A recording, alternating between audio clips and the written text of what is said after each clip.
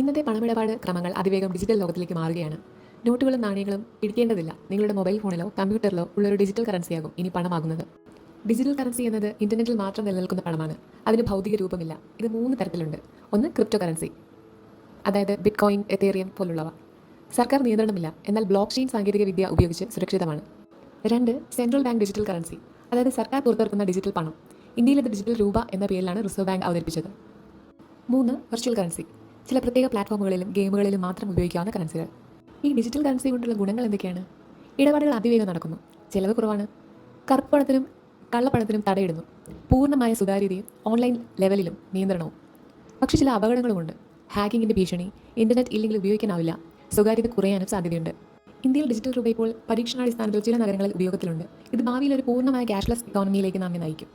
Digital currency ഭാവിയിലെ പണമാണ്. കൂടുതൽ സുരക്ഷിതം, വേഗം, സുതാര്യത, ഇതൊക്കെയാണ് അതിൻ്റെ കരുത്ത്.